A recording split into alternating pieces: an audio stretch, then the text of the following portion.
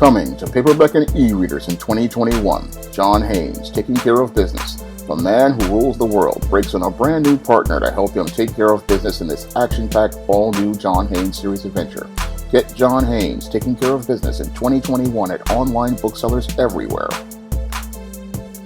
9 years ago, the late, great Michael David Carroll presented a classic, irrefutable video, No Hope, No Change for the Negro. And in that video, he detailed how your President, Barack Obama, in spite of promising hope and change, was not going to do anything for the Afro-American Negroes who went out here to vote for him in record numbers. And he went on to talk about how your President, Barack Obama, was nothing more than an empty suit, and all he did was tell the Negro what he wanted to hear in order to get his votes, and then he left the Negro behind, giving him absolutely nothing in exchange for his vote.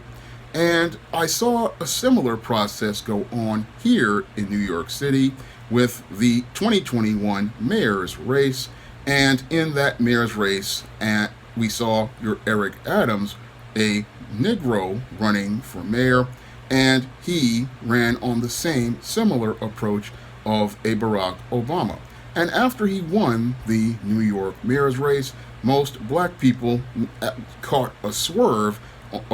yesterday when he went out here and announced that he was going to be keeping these jab mandates in place for employment, showing us that there is no hope and no change for the Negro here in New York City. Now, the reason why there is no hope and no change for the Negro here in New York City as related to politics is because New York Negroes fell for the same okie doke that your Barack Obama presented to many black Americans all across this country back in 2012. And your Eric Adams used the exact same playbook to pull the wool over the eyes of New York City Negroes once more. Now, your Bill de Blasio had practically run New York City straight into the ground. Over the 8 years he has mismanaged the city as the mayor, and your Bill de Blasio was considered one of the worst mayors in the history of the city. Now, your Eric Adams wanted to come out here and talk about change, similar to the way your Barack Obama came out here talking about change. And in the beginning, he came out here very loud and very boisterous, talking about how things need to change in the city. But after he went out here and got elected, we see that there is no hope of anything changing, because on December 30th, he decided that he was going to be inaugurated on New Year's Day at the New Year's celebration that Bill de Blasio was insisting on having, even during a pandemic when cases are at an all-time high in New York City. So at this whole inauguration, at this New Year's ball drop, we see that your Eric Adams is not about change. No, he's all about preserving the status quo, and he's all about supporting the dysfunction of your Bill de Blasio, because he, as a baby boomer bootleg Negro, is all about getting the approval of his white leftist slave masters. And because he wants to get the approval of his white slave masters, what he wants to do is show them how he's going to preserve the legacy of a man who is considered to be the worst mayor in the history of New York City. And that's really sad, because many Afro-American Negroes here in New York, we could have easily gone out here and supported Curtis Sliwa. Unfortunately, many black Negroes, they got caught up in the rhetoric of Eric Adams and the whole idea of supporting a black man. Now, they thought that this black man, because he was the same color as they were, but the whole thing, the content of his character showed us that he is not one of us. And that goes back to what something Professor Black Truth said about skin folk ain't kinfolk. And your Eric Adams has now shown us that even though he's a part of us as related to our race, he is not a part of trying to empower black people. No, he is all about preserving the dysfunction of a legacy of a man like a Bill de Blasio, who has practically run the city straight into the ground. And he thinks that he can go out here and build on the legacy of failure because he has no courage to go out here and create his own platform on his own. But he could not have gotten elected had we not had some more educated and politically aware black people. And sadly, we didn't have enough educated and self-aware black people like they did in Virginia,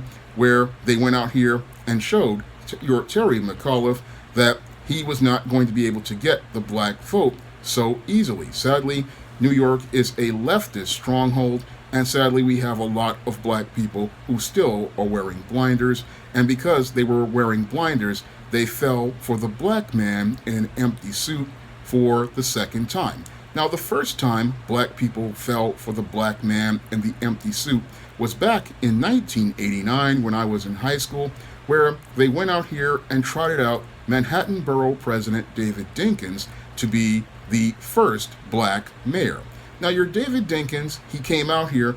representing basically based on the color of his skin, but when we look at the content of his policies, they were not about anything of substance. Under your David Dinkins, crime continued to explode in the city, and we had 2,000 murders in one year, 2,200 murders in another year, and your David Dinkins basically twiddled his thumbs as your Afro-American Negroes were out here shooting each other over turf as related to the crack wars, and he did not get concerned about the crime here in New York City until a white tourist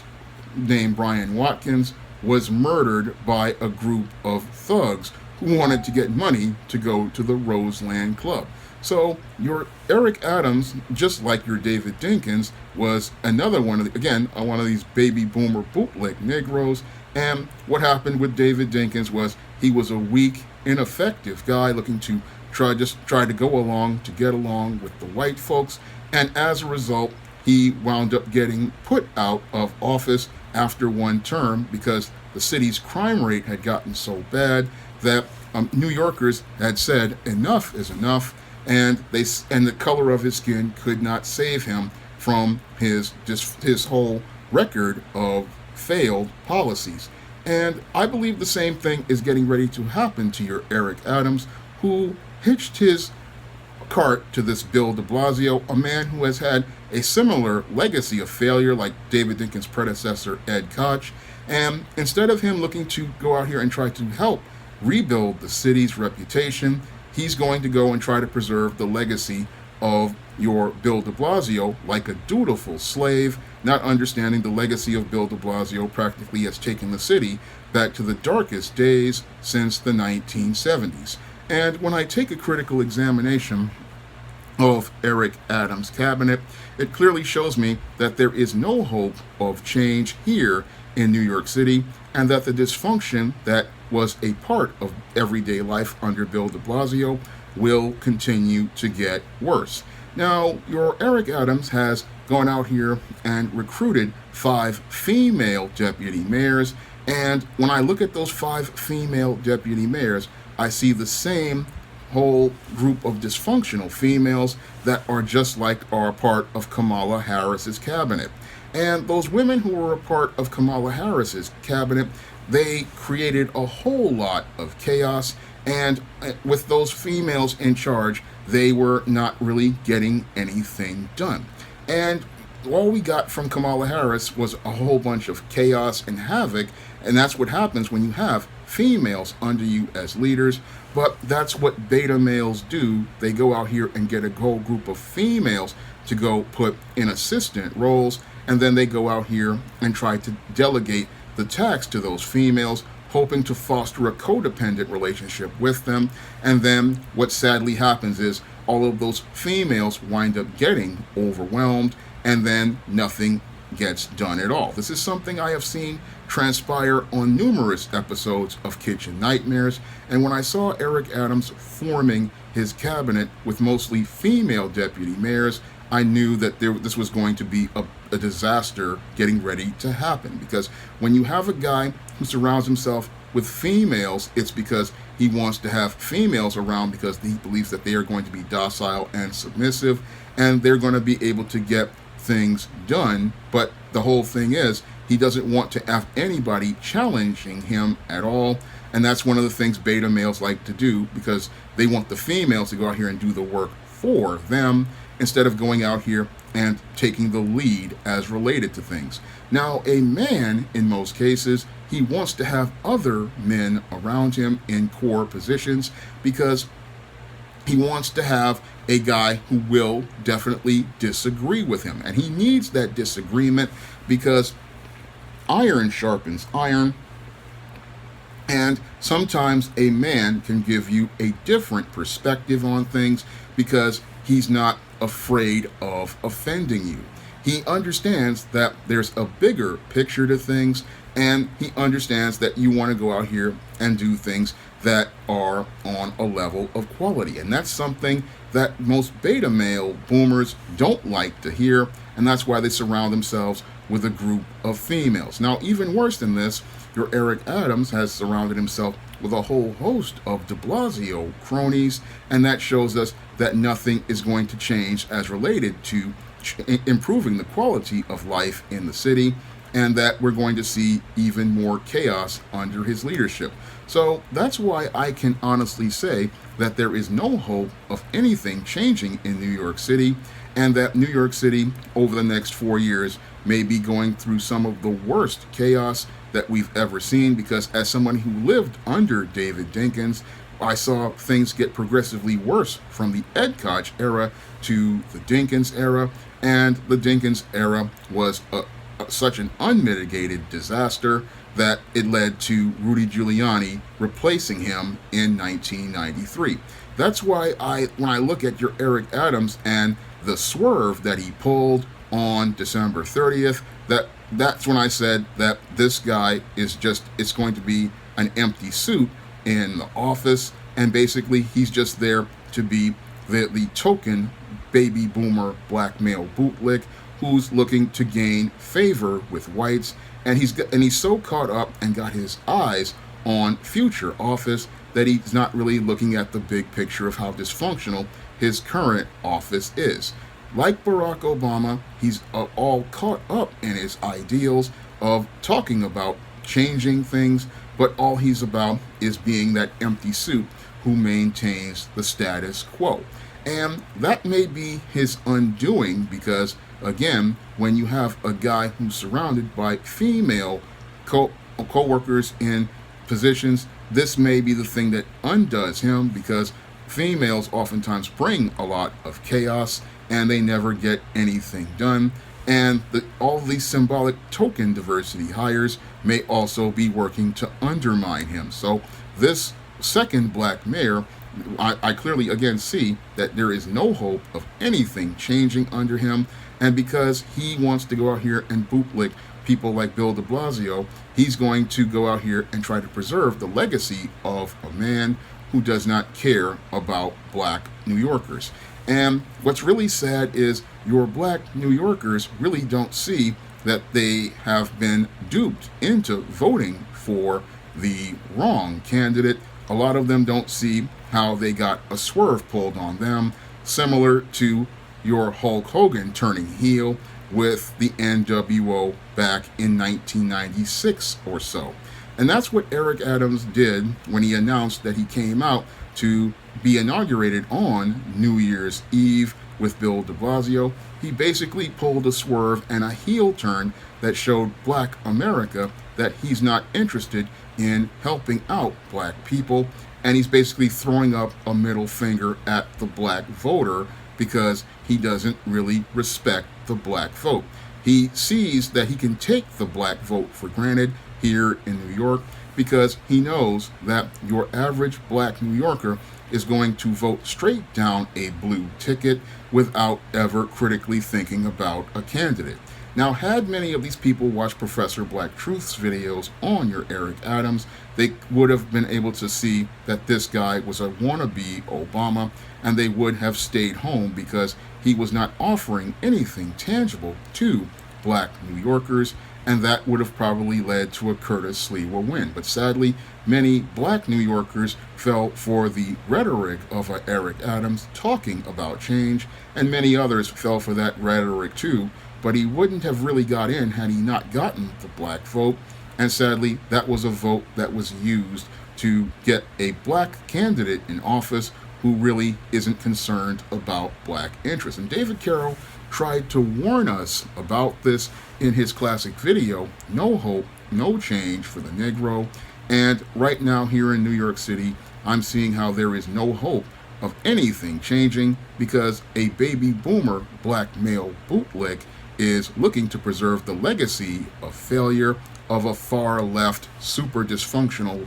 former mayor who really did not care about New York City and is now talking about running for governor. And your mayor is looking to try to bootlick and try to gain favor with a man who's trying to run for governor, who has an approval rating lower than Bin Laden. And that again shows you the sad dysfunctional state of your baby boomer black male bootlick, and how all they're thinking about is gaining white approval, even if they're trying to gain the approval of a white male failure. They'll sit there and put their own careers at risk to gain favor with a white person, and not understanding that this white person has about a snowball's chance in hell of winning, but they'll go out here and try to gain favor with that individual who has basically set them up to fail, because your Bill de Blasio has basically set Eric Adams up to fail the same way Ed Koch set David Dinkins up to fail. Just like your David Dinkins, your Eric Adams has been left with a budget hole of $8 billion and no real way to fill it outside of looking to hope that Joe Biden may come up with some Build Back Better bucks, but we know that that's on its way out with your Joe Manchin possibly, and in 2022 we know that that gravy train is just about over. So he's been set up to fail, but he's so caught up in being the H, nice, he cannot see the N-word moment being set on him. And that's sadly because your Eric Adams, like your Barack Obama, is playing Candyland, while many of the white supremacists who put him in this position are playing chess, and they're playing the long game to set him up to fail, the same way they set David Dinkins up to fail, so that they could say that whenever you elect a black mayor, all they do is fail, even though the previous white man had failed worse than he did. So this is all about playing the long game and setting the black man up to fail, so that they can say, we're not going to elect any other black men, so that black man can be the scapegoat for all of the failures. And your poor Eric Adams, because he's so caught up in the attention that these white slave masters are paying him, well, he can't see the game being run on him. And that sadly shows us how there is no hope of anything changing for this Afro-American Negro here in New York City. Now, this video is not going to be monetized because YouTube doesn't like it when you criticize leftists, so if you could donate to the Cash App, it would be greatly appreciated. And you can also donate to the PayPal or the Patreon as well. And if you could pick up some of my books on the SJS Direct Imprint, that would also be appreciated because it helps keep the channel going. That's all I have to say for this video. You can comment, rate, and subscribe. Now available in paperback and e-readers, ISIS, Revenge of the Cyber Goddess. The goddess next door takes on the threat of a deadly digital diva driven to destroy the world in this action-packed, all-new ISIS series adventure. Get ISIS, Revenge of the Cyber Goddess featuring a bonus pin-up and the other 2 books in the Cyber Goddess saga at